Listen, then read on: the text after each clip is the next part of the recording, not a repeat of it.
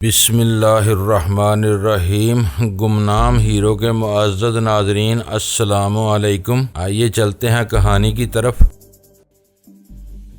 ہمارے اعتماد کو دھوکہ نہ دے، تم وہاں جانے سے جھجک رہے ہو، تمہارے ذہن میں اٹک پیدا ہو گئی ہے۔ میری طرف سے اجازت ہے کہ کسی اور کو ٹام کیٹ بنا کر وہاں بھیج دو، مگر پھر ہر بار اسی کو وہاں جانا ہوگا۔ اس کی بات واضح ہوتے ہی میرے ذہن میں ایک سنسنی خیز جھماکہ ہوا، مگر میں نے بظاہر پرسکون رہتے ہوئے کہا، تمہاری باتیں بہت گنجلک اور مبہم ہیں، میری تجویز ناقابل عمل ہے مگر پھر بھی شاندار ہے۔ تم یا رمیش اس موقع سے فائدہ اٹھانے پر آمادہ نہیں ہو، بلکہ اپنے بجائے کسی اور شخص کو چارہ بنانا چاہ رہے ہو۔ مجھے اپنی گردن بچانے کے لیے خود ہی کسی اور کو پھانسنا ہوگا۔ یہ سب کیا ہے؟ تم میرے ساتھ کیا کھیل کھیلنا چاہ رہے ہو؟ میری جان، وکرم یا بدری ناتھ نے میری طرف جھک کر پرجوش لہجے میں کہا، سیکرٹ ایجنٹ بننا آسان کام نہیں ہوتا۔ اس میدان میں زندگی اور موت کے درمیان بس ایک باریک سی لکیر حائل ہوتی ہے۔ ہر وقت اس کا دھیان رکھا جائے تو آدمی کامیاب رہتا ہے، ورنہ پھر اسے زندگی سے ہاتھ دھونا پڑتا ہے۔ کیا میں یہ سمجھ لوں کہ محبت، دوستی اور اعتماد کی آڑ لے کر تم مجھے دھمکی دینے کی کوشش کر رہے ہو؟ میں نے اسے گھورتے ہوئے ترش لہجے میں سوال کیا۔ تم میں سب سے بڑی خرابی یہی ہے کہ تم ذرا بھی توقف کیے بغیر ہر بات کے بدترین پہلو کا اندازہ لگا لیتے ہو اور شاید ہر شخص کی طرف سے بدگمانیوں کا شکار ہو جاتے ہو۔ بدری ناتھ نے ایک طویل اور گہرا سانس لے کر مجروح لہجے میں کہا، یہ کوئی اچھی بات نہیں ہے، یہ میری عادت ضرور ہے۔ راجن یا رمیش اگروال نے گفتگو میں حصہ لیتے ہوئے کہا، مگر ایک سیکرٹ ایجنٹ کی یہی سب سے بڑی خوبی ہوتی ہے کہ وہ اپنے اور اپنے حریف کے ہر قول و فعل کے تاریک پہلوؤں سے ہر وقت باخبر رہتا ہے اور نپے تلے خطرات مول لے کر اپنی چال چلتا ہے۔ یہ بہت اچھی بات ہے کہ علی شیر میں یہ صلاحیت قدرتی طور پر موجود ہے، یہ ہمارے لیے بہت کارآمد ثابت ہو سکتا ہے۔ تم نے بہت دور کی بات سوچی ہے، بدری ناتھ نے چونکنے کی اداکاری کرتے ہوئے رمیش اگروال سے کہا، پھر وہ خاموش ہو کر چند ثانیوں تک جواب طلب نگاہوں سے میری طرف دیکھتا رہا۔ میں نے اس کی نگاہوں کو نظر انداز کر دیا اور برا سا منہ بنا کر سگریٹ سلگانے میں مصروف ہو گیا۔ شاید تم رمیش کی بات پوری طرح نہیں سمجھ سکے۔ میرے حوصلہ شکن رد عمل پر بدری ناتھ نے مکاری سے کہا، تم چاہو تو بہت آسانی سے ایک اچھے سیکرٹ ایجنٹ بن سکتے ہو۔ میں مر کر بھی تمہارے اسپیشل سروسز بیورو کا ایجنٹ بننا پسند نہیں کروں گا۔ میں نے الفاظ کی اس پرپیچ لڑائی میں زور پیدا کرنے کے لیے حقارت سے کہا، میں تمہیں پہلے ہی بتا چکا ہوں کہ جرائم سے روزی حاصل کرنے سے پہلے آدمی کی وطن دوستی پر کوئی حرف نہیں آتا۔ مجرم بھی عام لوگوں کی طرح محب وطن ہوتے ہیں۔ ایس ایس بی کا ایجنٹ بن کر تو میں خود کو تمہارے ہاتھ بیچ دوں گا۔ تم اسی ایک بات سے میرے مزاج کو سمجھ لینا چاہیے کہ میں تمہارا ساتھ دے رہا ہوں، لیکن نک موڈلے کی غلامی سے تجھے نفرت ہے۔ بدری ناتھ نے اپنے مخصوص شفاقانہ انداز میں مسکراتے ہوئے تیزی سے کہا، بس اب مجھے زیادہ محنت نہیں کرنی پڑے گی۔ اپنے آخری فکروں میں تم نے خود ہی اپنے سوال کا جواب دے دیا ہے۔ جو جواب میں نے بھڑک کر پوچھا، میں نے کوئی جواب نہیں دیا۔ تم معاملہ فہم اور چالاک ضرور ہو، مگر تمہیں تربیت کی ضرورت ہے۔ وہ بولا، تم کو تھوڑی سی تربیت مل گئی ہوتی تو تم نے ایسی کمزور باتیں نہ کی ہوتی جو تمہارے دعوے کے خلاف جاتی ہیں۔ آخر میں نے ایسی کون سی بات کہہ دی ہے جسے تم اتنا طول دے رہے ہو؟ میں نے جلا کر سوال کیا۔ ہم ایس ایس بی کے ایجنٹ ہیں، یہ بات تم پر واضح ہو چکی ہے۔ تم ہمارے لیے ایک اجرتی کارندے کے طور پر کام کر رہے ہو۔ ہماری ہمدردیاں اور وفاداریاں ہمارے یعنی ایس ایس بی کے ساتھ ہیں۔ یہ ایک گئی گزری پوزیشن ہے۔ ایس ایس بی کا ایجنٹ بن کر بھی تم کو یہی کام کرنے ہوں گے جو تم اس وقت کر رہے ہو، لیکن تمہارا مقام بہت بلند ہو جائے گا۔ ایس ایس بی اپنے مخصوص اور محنتی ایجنٹوں کو اس طرح نواز دیا کہ وہ چند ہی برسوں میں لاکھ پتی ہو جاتے ہیں۔ حسن و شباب اور عیش و نشاط سے لطف اندوز ہونا بہرحال کام کا ایک حصہ ہوتا ہے۔ یہ عیاشیاں مفت میں ہاتھ آ جاتی ہیں۔ تمہاری غلط فہمی ہے۔ اس وقت میں نے تم سے ڈینی کے معاملے میں ایک ڈیل کی ہے۔ ڈینی واقعی یہاں کا ایک خطرناک اور خود سر بدماش ہے۔ اس سے ہر شخص خوف کھاتا ہے۔ اس نے زیر زمین دنیا کے بڑے بڑے ناموں کی زندگی اجیرن کی ہوئی ہے۔ اگر میری کسی ترکیب سے اس کا پتہ صاف ہو جاتا ہے تو کراچی میں بہت سے لوگ سکھ کی نیند سو سکیں گے۔ ڈینی کی ذات سے پاکستان کا کوئی مفاد وابستہ نہیں ہے۔ مجھے پورا یقین ہے کہ یہاں قدم جمانے کی کوشش کرنے والے غیر ملکیوں سے اسے کوئی پرخاش نہیں ہوگی۔ وہ پکا بلیک میلر ہے۔ انہیں بلیک میل کر کے لمبی رقمیں اینٹنے کی کوشش کرتا ہوگا اور ان کے انکار پر ان کے خون کا پیاسا بن جاتا ہوگا۔ وہ اپنے ذاتی مفاد کے لیے ان سے لڑتا ہے۔ ایسے آدمی کو مروا کر میں اپنے وطن سے کوئی غداری نہیں کروں گا۔ میں نے دیکھا کہ میری گفتگو کے دوران ان دونوں میں کئی بار معنی خیز نظروں کا تبادلہ ہوا تھا۔ میں ڈینی کے بارے میں وہی کچھ کہہ رہا تھا جو وہ سمجھانے کی کوششوں میں لگے ہوئے تھے۔ میرے خاموش ہونے پر بدری ناتھ نے مجھے ٹوکا، ڈینی کے بارے میں یہ باتیں ہم خود بھی جانتے ہیں، تم نے یہ نہیں بتایا کہ تم ایس ایس بی کے ایجنٹ بننا کیوں پسند نہیں کرتے۔ اوہ، میرا خیال ہے کہ میں ذرا بہک گیا تھا۔ میرا مطلب یہ ہے کہ ڈینی کو تمہارے حوالے کرنے کے بعد میرا موجودہ معاہدہ ختم ہو جائے گا۔ اگلی بار تم نے میری مرضی کا کام دیا تو گاڑی چلتی رہے گی۔ جس کام پر مجھے غداری کا ذرا بھی شبہ ہوا وہ میرے ذریعے پورا نہیں ہو سکے گا۔ میں را یا ایس ایس بی کا ایجنٹ بن گیا تو میری یہ آزادی چھین جائے گی۔ مجھے اپنے سپرد کیا جانے والا ہر کام سر انجام دینا ہوگا۔ تم لوگ پاکستان کے خیر خواہ نہیں ہو، مجھے ایسے کام بھی کرنے پڑیں گے جو میرے ضمیر کے خلاف ہوں گے۔ تمہیں یہ خوف نہیں ہے کہ تمہارے اس انکار کے بعد ہم تمہارے خلاف کوئی شفاقانہ قدم بھی اٹھا سکتے ہیں؟ رمیش اگروال نے قدرے حیرت سے کہا۔ وہ اس کا فطری سوال تھا۔ تھوڑی دیر پہلے بدری ناتھ کھلے الفاظ میں بتا چکا تھا کہ میں نے مدن موہن کے دیے ہوئے لفافے کے ساتھ چھیڑ چھاڑ کی ہوتی تو قصہ وہیں ختم ہو جاتا۔ وہ مجھ سے کام لینے کی بجائے مجھے ختم کر کے فرار کی راہ اختیار کر لیتے۔ یہ بات سمجھنے کے لیے کسی غیر معمولی ذہانت کی ضرورت نہیں تھی کہ ان کی مرضی سے کسی بھی انحراف کی صورت میں وہی نازک اور خطرناک موڑ دوبارہ بھی آ سکتا تھا۔ وہ اپنے تجربے اور تربیت کے زوم میں مبتلا تھے تو مجھے بھی اپنی چھٹی اس پر ناز تھا۔ میں نے سرد اور بے رحمانہ نظروں سے رمیش کو گھورا اور پھر سپاٹ لہجے میں کہا، اپنی کہی ہوئی باتوں کو بار بار دہرانے والے لوگ ڈرپوک اور خود اعتمادی سے عاری ہوتے ہیں۔ اب تک تمہیں اندازہ ہو جانا چاہیے کہ تمہاری کھوکھلی دھمکیاں میرے لیے بالکل بے اثر ثابت ہوں گی۔ اختلاف کی صورت میں ایک دوسرے کے خلاف صاف آراء ہو جانا ہم دونوں کا ہی حق ہے، لیکن میں تمہاری کمزوری پانپ چکا ہوں۔ ساگا حاجی دل مراد اور بخشل سے گزرنے کے بعد تم مجھ تک پہنچے ہو۔ میں راہ کا ایجنٹ بنوں یا نہ بنوں، تم شدت سے میری ضرورت محسوس کرتے رہو گے۔ مجھے پورا یقین ہے کہ اتنی دشواری سے مجھے دریافت کرنے کے بعد تم میرے اوپر ہتھیار اٹھانے کی سنگین حماقت نہیں کرو گے۔ ایسی جسارت کے الٹے نتائج بھی نکل سکتے ہیں۔ بدری ناتھ دوستانہ انداز میں ہنس پڑا۔ اس نے درمیان سے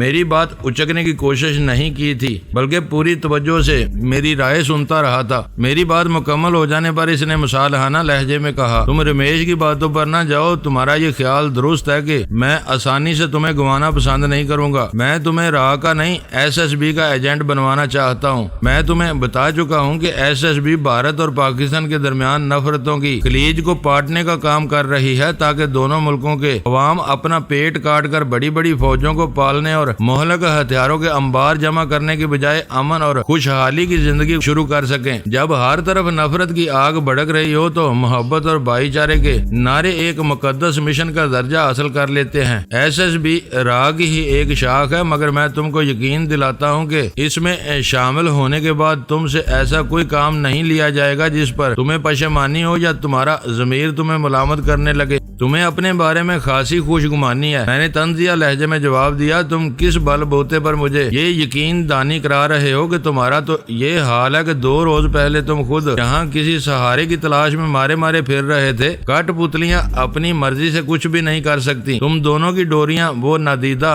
بڑے ہلا رہے ہیں جو سرحد پار نئی دہلی میں بیٹھے ہیں۔ اب یہی دیکھ لو کہ اچانک ہی انہوں نے تم دونوں کو نک موڈلے کے ہاتھوں بیچنے کا فیصلہ کر لیا ہے۔ میں تم جیسے بے بس اور مجبور دوستوں کی یقین دانیوں پر کیسے بھروسہ کر سکتا ہوں؟ ہم اصل موضوع سے بھٹک رہے ہیں۔ بات بنتی نہ دیکھ کر رمیش نے بدری کو یاد دلایا، ہاں یہ ہم کہاں بہک گئے؟ اس نے میری غیر محسوس برین واشنگ کا سلسلہ ترک کر کے جلدی سے کہا، بات نک موڈلے سے ملاقات کی ہو رہی تھی۔ تم کو کسی اور کو ٹام کیٹ بنا کر نک موڈلے کے پاس بھیجنا ہے۔ میں نے معنی خیز انداز میں مسکراتے ہوئے جواب دیا، تم سے $20,000 میں ڈینی کی تلاش کا سمجھوتا ہوا ہے۔ یہ ایک الگ معاملہ ہے، تم خود یہ بات تسلیم کر چکے ہو، اس کا الگ معاوضہ ہوگا۔ میری جواب پر بدری کی آنکھیں چمکنے لگیں اور وہ بے ساختہ بول پڑا، 10,000 اس کام کے ملیں گے۔ یہ رقم زیادہ ہے، میں نے کسی خوشی کا مظاہرہ کیے بغیر رسانیت سے کہا۔ میں زمین پر ٹک کر چلنے والوں میں سے ہوں، ہوا میں اڑنے کے خواب نہیں دیکھتا۔ ایک دم اتنی بڑی رقم مل گئی تو ہو سکتا ہے کہ میں بھی کام کرنے کے بجائے دن رات شراب و شباب کے نشے میں بدمست پڑا رہوں۔ یہ اور بھی اچھی بات ہے، بولو تم کیا چاہتے ہو؟ اس نے خوش ہو کر پوچھا۔ صرف $5,000، مگر یہ ٹام کیٹ کی صرف ایک ملاقات کا معاوضہ ہوگا۔ اگر اسے بار بار نک موڈلے سے ملنا پڑا تو ہر بار تم مجھے اتنی ہی رقم ادا کرو گے؟ میں نے کہا۔ میری وضاحت پر بدری ناتھ کا منہ لٹک گیا۔ یہ بہت زیادہ رقم ہے، اسے 10 بار بھیجا گیا تو یہ رقم $50,000 تک پہنچ جائے گی۔ یہ ڈینی کی تلاش کے معاملے میں ایک معمولی سا کام ہے اور اس کے لیے تم اس سے کئی گنا زیادہ معاوضہ مانگ رہے ہو، یہ زیادتی ہے۔ ڈینی کو میں خود تلاش کر رہا ہوں، میں نے اس کی بے چارگی سے لطف اندوز ہوتے ہوئے کہا۔ پوری رقم میری جیب میں رہے گی۔ نک موڈلے سے ملاقات کے لیے مجھے کسی اور کو تیار کرنا ہوگا۔ ہمارے دیسی بدماش جاسوسی وغیرہ کے چکر میں پکڑے جانے کے خوف سے غیر ملکیوں اور خاص طور پر سفارتکاروں سے میلوں دور بھاگتے ہیں۔ تمہیں محب وطن مجرموں کی اس نفسیات کا علم ہونا چاہیے۔ $5,000 زیادہ ہیں، رقم آدھی کر لو، اس نے نرمی سے کہا۔ میرے لیے آدھی یا پوری رقم کی ذرا برابر بھی اہمیت نہیں تھی۔ مجھے یقین تھا کہ وہ دونوں اپنے ساتھ جعلی ڈالروں کا ذخیرہ لے کر آئے تھے۔ ان جعلی ڈالروں کو بازار میں پھیلا کر وہ ایک محدود منڈی میں امریکی ڈالر کی ساکھ خراب کی جا سکتی تھی، مگر مجھے اس سے بھی کوئی دلچسپی نہیں تھی۔ میں رقم کے معاملے پر بحث کر کے اسے اپنی نیک نیتی کا یقین دلانا چاہتا تھا۔ اگر میں خاموشی سے اس کی ہر بات مان لیتا تو اسے میرے عزائم پر شبہ ہو سکتا تھا۔ ان دونوں پر مالی دباؤ ڈال کر میں ایک اور بات بھی واضح کرنی چاہتا تھا۔ وہ دونوں جعلی ڈالروں سے بھرا ہوا تھیلا لے کر بھارت سے آئے تھے۔ انہوں نے اپنی دانست میں وہ تھیلا حاجی دل مراد کے پاس امانت کے طور پر رکھوا دیا تھا اور اس میں سے اپنی ضرورت کے لیے $100 کے نوٹوں کی چند گڈیاں لے لی تھی۔ وہ اس گمان میں تھے کہ جب چاہیں گے دل مراد سے اپنی رقم لے لیں گے، جبکہ بخشل نے کھل کر اول خان کو بتا دیا تھا کہ دل مراد بھارت سے آئے ہوئے ایجنٹوں کو کسی سرکاری ایجنسی کی تحویل میں دے دے گا، مگر ان کی رقم کے تھیلے سے کسی بھی صورت میں دستبردار نہیں ہوگا۔ میری خواہش تھی کہ ان دونوں کو جلد ہی اپنی اس مفلسی کا احساس ہو جائے۔ تھوڑی سی رد و قد کے بعد میں نیک موڈلے والے معاملے میں $3,000 فی ملاقات پر راضی ہو گیا۔ لاؤ اب اس ماد میں بھی 10,000 پیشگی دے دو۔ بات طے ہوتے ہی میں نے مطالبہ پیش کر دیا۔ 10,000 کس بات کے؟ رمیش اگروال کی آنکھیں حیرت سے پیشانی پر جا چڑھی۔ تمہارا اندازہ ہے کہ ملاقاتوں کا یہ سلسلہ لمبا چلے گا؟ فی الحال 10,000 دے دو، باقی حساب کتاب آخر میں کر لیا جائے گا۔ مجھے آگے بھی رقم دینی ہوگی، میں نے بے پرواہی سے کہا۔ ابھی پہلی ملاقات کی بات ہے، اس ماد میں 1,500 پیشگی لے لو۔ بدری ناتھ نے اپنی جیب سے زیر استعمال نوٹوں کی ایک گڈی نکال کر گنتے ہوئے کہا۔ ہمیں معلوم ہے کہ ہماری ساری رقم حاجی دل مراد کے پاس محفوظ ہے۔ ہم اپنی ضرورت کے لیے زیادہ رقم نہیں لائے تھے۔ اب تمہیں ایک محفوظ ٹھکانہ مل چکا ہے تو تمہاری رقم تمہارے پاس ہونی چاہیے۔ تم پیسے کے معاملے میں بہت خود غرض اور لالچی ہو۔ بدری ناتھ کی آواز میں ہلکی سی ناگواری عود کر آئی۔ میں حاجی دل مراد کو ایک فون کروں گا اور رقم مل جائے گی۔ میرا مشورہ ہے کہ یہ نیک کام اسی وقت کر لو۔ دل مراد پیسے کے لیے ہی سارے ہیر پھیر کرتا ہے، وہ مفت میں ہاتھ آئی ہوئی دولت سے اتنی آسانی سے ہاتھ نہیں اٹھائے گا، میں نے کہا۔ میرے الفاظ ٹھیک نشانے پر بیٹھے ان دونوں نے اضطراری طور پر ایک دوسرے کی طرف دیکھا۔ پھر رمیش اگروال بے ساختہ بول پڑا، اپنی عورت اور اپنی دولت اپنے قبضے میں اچھی لگتی ہے۔ علی شیر ٹھیک کہہ رہا ہے، اب ہمیں حاجی دل مراد سے کیا لینا؟ ہمارا تھیلا ہمارے پاس ہونا چاہیے۔ وہم دنیا کا ایک لا علاج مرض ہے اور اس مرض کا علاج حکیم لقمان کے پاس بھی نہیں تھا۔ میں نے ایک جانی بوجھی حقیقت کا سہارا لے کر ان دونوں کے دلوں میں وہم کا ایک ایسا بیج بویا تھا کہ بدری ناتھ بھی مضطرب ہو کر اپنی جگہ سے اٹھ کھڑا ہوا۔ بہتر ہے کہ میں اسی وقت فون کر لوں۔ اس بار مجھے خفیہ طور پر اس کی گفتگو سننے کی کوئی ضرورت نہیں تھی، اس نے پوری بات میری موجودگی میں ہی کی۔ دوسری طرف کا رد عمل ابتدا ہی سے اس قدر حوصلہ شکن تھا کہ بدری ناتھ بوکھلا گیا۔ اسے بتایا گیا کہ دل مراد ملک میں موجود نہیں تھا اور کئی ہفتوں تک اس کی واپسی کی امید نہیں تھی۔ بدری ناتھ نے اپنا تعارف کرانا چاہا تو اسے پہچاننے تک سے انکار کر دیا گیا۔ اس نے اپنی امانت اور اس کے لیے بخشل کی گواہی کا ذکر چھیڑا تو اسے مغلظات سنا کر فون بند کر دیا گیا۔ حاجی دل مراد کی نیت میں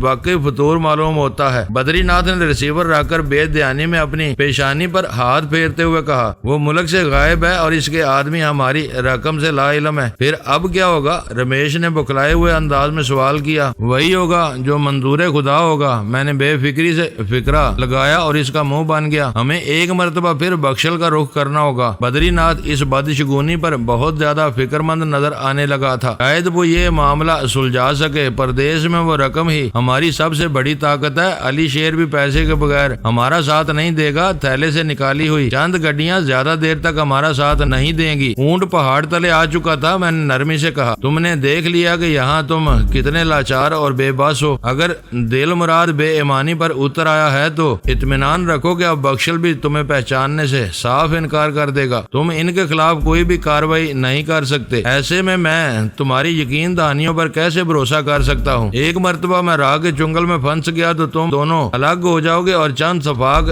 اجنبی میرے شب و روز کے مالک بن جائیں گے۔ ہماری گاڑی جس طرح چل رہی ہے اسی طرح ٹھیک ہے، ابھی دل مراد کے بارے میں کچھ کہنا قبل از وقت ہوگا۔ بدری ناتھ نے سنبھالا لے کر کہا، ہو سکتا ہے کہ ہمارے شبہات بے بنیاد ہوں، وہ بے ایمان ہو بھی گیا ہو تو ہم زیادہ دیر تک بے سر و سامان نہیں رہیں گے، ہمارے پاس بہت جلد دولت کی ریل پیل ہو جائے گی۔ اس وقت نک موڈلے ان باتوں سے زیادہ اہم ہے۔ ایک ملاقات کے $3000 طے ہو چکے ہیں، 1500 اس وقت پیشگی دے دو تو صبح 11 بجے کوئی نہ کوئی اس سے مل لے گا۔ میں نے سرد موری اختیار کرتے ہوئے کہا۔ بدری ناتھ نے ہاتھ میں موجود گڈی کے نمبر دیکھ کر $100 کے 15 نئے اور کرارے نوٹ میرے حوالے کر دیے۔ وقت کم ہے، کسی آدمی کا بندوبست کرنے کے لیے مجھے اسی وقت جانا ہوگا۔ میں نے وہ نوٹ اپنی جیب میں اڑس کر ان کو آگاہ کیا، ہو سکتا ہے کہ میں رات کو ادھر نہ آ سکوں، رات کو آؤ یا نہ آؤ، مگر نک سے ملاقات کی خبر لے کر فوراً آنا، ہمیں بے چینی سے انتظار رہے گا۔ تم بے فکر رہو، میں $1500 کی بقیہ رقم وصول کرنے میں تاخیر نہیں کروں گا۔ ساری اچھائیوں کے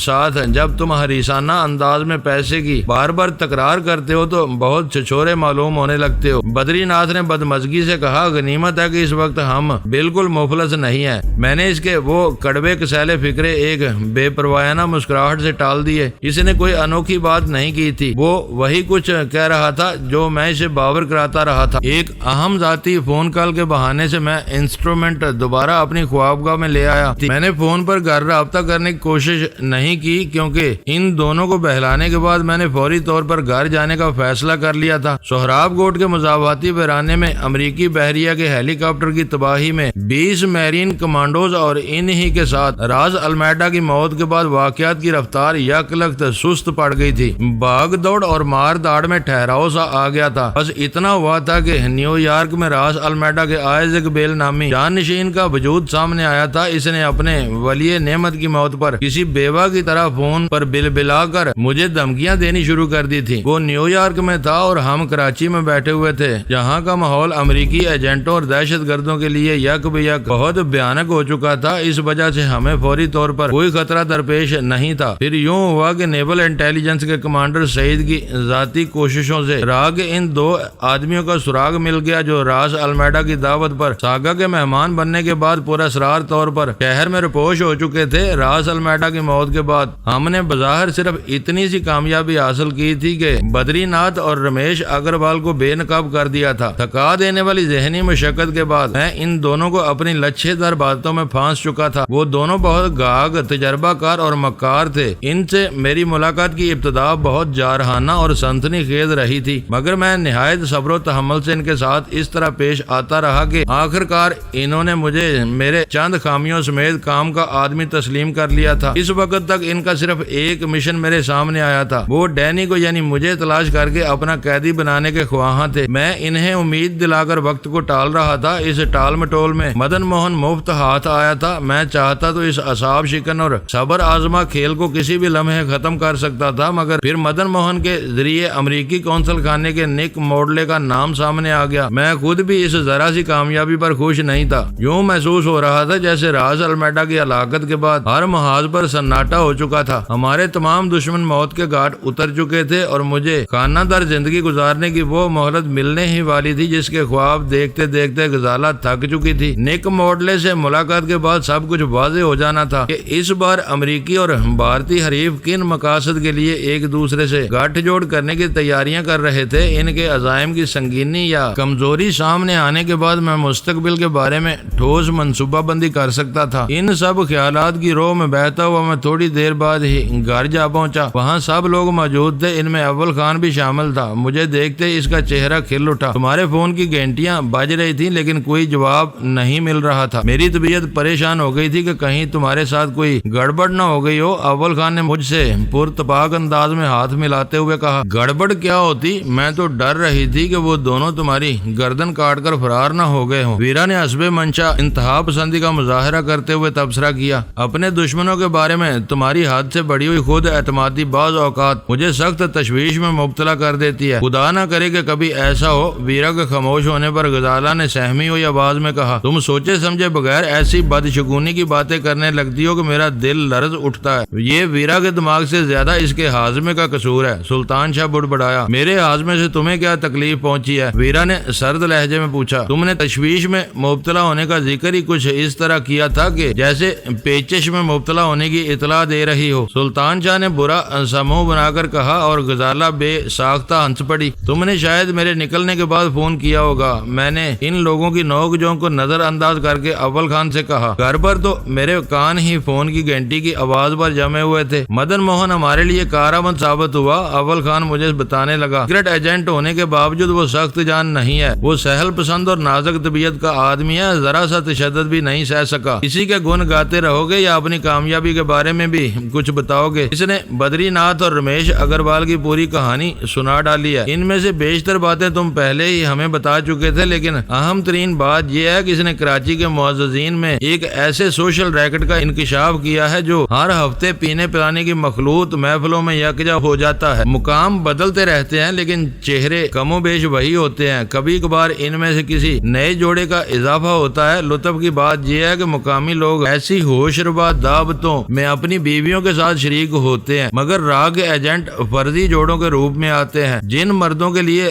راہ کی لڑکیاں دستیاب نہیں ہوتی وہ خوبصورت مگر غیر معروف کال گرلز کو اپنے ساتھ لے جاتے ہیں، اور یہ شرمناک دھندا پچھلے کئی برس سے چل رہا ہے۔ جب سے آدمی کی شناخت ختم ہوئی ہے اور دولت مندی کو عزت و احترام کا معیار بنا لیا گیا ہے، مالدار طبقے کے ایک حلقے میں ایسی عیش کوشیاں خوب پھل پھول رہی ہیں۔ ان گندے دندوں میں الجھ گئے تو ہم اپنے اصل مقصد سے بہت دور ہٹ جائیں گے۔ میں نے آزردہ لہجے میں کہا، تمہیں کبیدہ خاطر ہونے کی ضرورت نہیں ہے۔ یہ محفلیں صرف عیاشی کے لیے نہیں سجائی جاتی، ان کا ایک خاص مقصد ہوتا ہے۔ لوگ پینے پلانے کے بعد اپنی معلومات یا کامیابیوں کے بارے میں ڈینگے مارنا شروع کر دیتے ہیں۔ انڈین ایجنسی کے ارکان اپنے کان کھلے رکھتے ہیں اور ہر بہکے ہوئے اجتماع سے کچھ نہ کچھ نئی باتیں معلوم کر کے لوٹتے ہیں۔ اپنے مقصد کے حصول کے لیے راہ کی لڑکیاں اہم شخصیات کو اپنے ناز و انداز کا شکار بناتی ہیں، اور ان کے مرد ساتھی اس بھیڑ میں بٹکی ہوئی ان نام نہاد بیگمات کو سہارا فراہم کرتے ہیں جو اس محفل کے رنگ پر آتے ہی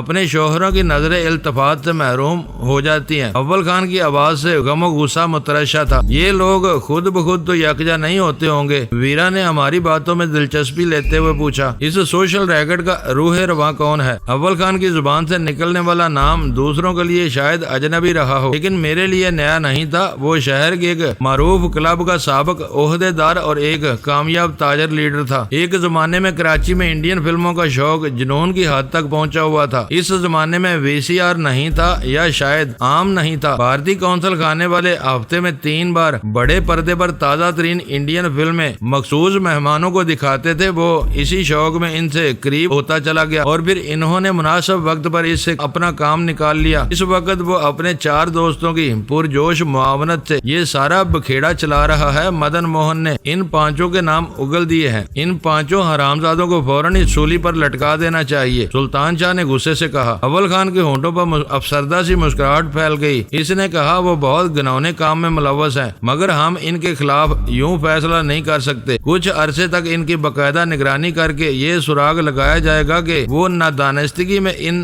بھیانک جرائم میں ملوث ہوئے ہیں یا جانتے بوجھتے ہوئے بھارتیوں کے اعلیٰ کار بنے ہیں۔ معلومات مل جانے پر فیصلہ کرنے میں ایک لمحے کی بھی دیر نہیں کی جائے گی۔ اور راہ کے ایجنٹ ان کا کیا بنے گا؟ ویرا نے پر اشتیاق لہجے میں پوچھا۔ مدن موہن صرف 7 نام دے سکا ہے، ان میں 3 لڑکیاں اور 4 مرد شامل ہیں۔ اگر انہیں سفارتی تحفظ حاصل نہیں ہے تو ان پر کسی بھی وقت ہاتھ ڈال دیا جائے گا۔ اپنی فطری کج روی اور خوب روئی کی وجہ سے مدن موہنی اپنے نیچرل انفارمیشن سیل کا سربراہ تھا، لیکن محفلوں کے بعض دعوت نامے اس کے مشن کے بڑے افسران اور براہ راست بھی جاری کرتے ہیں۔ اس وجہ سے وہ ہر ایک کے بارے میں باخبر نہیں ہے۔ نیچرل انفارمیشن سیل، میں نے حیرت سے ان الفاظ کو دہراتے ہوئے کہا، تو ان لوگوں نے اپنے سوشل ریکٹ کو ایک باقاعدہ نام بھی دیا ہوا ہے۔ یہ نام راہ والوں کا دیا ہوا ہے۔ کسی قابل ذکر سرمایہ کاری کے بغیر انسان کی فطری کمزوریوں سے فائدہ اٹھانے کو وہ بجا طور پر نیچرل انفارمیشن قرار دیتے ہیں۔ منصوبہ بندی ان کی تھی۔ سوشل ریکٹ میں شامل ہونے والوں کو شاید علم ہی نہ ہو کہ وہ راہ کے نیچرل انفارمیشن سیل کے مقاصد پورے کر رہے ہیں۔ اور مدن موہن کا کیا بنے گا؟ سلطان شاہ نے پرتجسس لہجے میں پوچھا۔ اسے تم لے لینا، اول خان زبان سے پہلے ویرا بول پڑی۔ وہ یک وقت بیوی اور شوہر کے فرائض ادا کرنے کی خاصیت سے مالا مال ہے، تمہیں کسی بھی موڈ میں بور نہیں۔ بس سلطان شاہ میز پر مکہ مار کر داڑا، میں بدتمیزی برداشت نہیں کر سکتا۔ اول خان نے معاملے کی نزاکت بانپتے ہوئے ویرا کے تبصرے کو اہمیت نہیں دی، مگر ترشی سے اتنا ضرور کہا، بعض اوقات تم بغیر سوچے سمجھے بولتی چلی جاتی ہو اور ماحول خراب کر دیتی ہو۔ اس وقت ہم کچھ سنجیدہ باتیں کر رہے ہیں۔ سلطان شاہ کا بگڑا ہوا خونخوار چہرہ دیکھ کر ویرا نے بھی صفائی اختیار کر لی اور جلدی سے کہا، سوری، غلطی ہو گئی۔ میں سمجھی کہ سلطان شاہ نے وہ سوال مجھ سے کیا ہے، میں تم پر لعنت بھیجتا ہوں، میں سوال کروں گا تم سے۔ سلطان شاہ گررایا، وہ سوری کہہ رہی ہے، اپنی غلطی مان رہی ہے، اب کیوں غصہ کر رہے ہو؟ میں نے پوچھا۔ سلطان شاہ نے غصیلی نظروں سے میری طرف دیکھا اور پھر بنا کر وہاں سے اپنے کمرے کی طرف چل دیا۔ مدن موہن کے بارے میں اس کے بڑوں نے ابھی تک کوئی رپورٹ درج نہیں کرائی، شاید وہ اپنے طور پر اسے تلاش کرنے کی کوشش کر رہے ہیں۔ چند ثانیوں کے توقف کے بعد اول خان نے کہا، ایسا نہ ہو کہ اس کی گمشدگی کی خبر پا کر تمہارے قیدی شبہات میں مبتلا ہو جائیں۔ ان کی فکر نہ کرو اور مدن موہن کو ٹھکانے لگا دو، اس کا یہی ایک جرم کافی ہے کہ وہ راہ کا ایجنٹ ہے، اس کے ساتھ کوئی بھی درمیانی سلوک نہیں کیا جا سکتا۔ میں نے کہا، سوشل ریکٹ کی مکمل تباہی تک میں اسے زندہ رکھنا چاہتا ہوں تاکہ نفس پرستی میں مبتلا ہونے والے بدمست مقامی اس کی زبان سے اصل کہانی سن کر اپنے کرتوتوں پر شرمندہ ہو سکیں۔ ہم میں سے بیشتر لوگ دانستہ ملک یا قوم سے دشمنی نہیں کرتے، لیکن ذاتی مفاد اور خوشیوں کے حصول کی کوششوں میں وہ اتنے بے لگام ہو جاتے ہیں کہ کسی اور کے نفع نقصان کا دھیان نہیں رکھتے۔ ہو سکتا ہے کہ مدن موہن کی زبان سے خوفناک تذکرہ سن کر سوشل ریکٹ کے بیشتر اراکین اپنے گناہ آلود حیوانی زندگی سے تائب ہو جائیں۔ ہم عیالدار لوگوں کی اتنی قابل ذکر تعداد کو موت کی سزا سے دوچار نہیں کر سکتے، مگر ان کی اصلاح کی کوشش ضرور کر سکتے ہیں۔ آج تم عجیب بات کہہ رہے ہو، ویرا نے الجھن امیز نظروں سے اس کی طرف دیکھتے ہوئے کہا۔ میں مغربی اسکالرز کی زبان سے ہمیشہ یہ سنتی آئی ہوں کہ اسلامی قوانین فرد کے بجائے معاشرے کی اصلاح پر زور دیتے ہیں، تمہاری شرعی سزائیں بھی اسی لیے بظاہر سخت نظر آتی ہیں۔ معزز ناظرین، لائک کریں، شیئر کریں اور کمنٹس باکس میں پاک آرمی زندہ باد، پاکستان پائندہ باد کا نعرہ ضرور درج کر کے اپنے ملک پر فخر کریں اور پاکستان کی بنیادیں مضبوط کرنے میں اپنا کردار ادا کریں۔ ویڈیو دیکھنے کا شکریہ۔ معزز ناظرین، اپنا خیال رکھیے گا اور ہمارے چینل کا بھی۔ ISI پاک آرمی زندہ باد، پاکستان پائندہ باد۔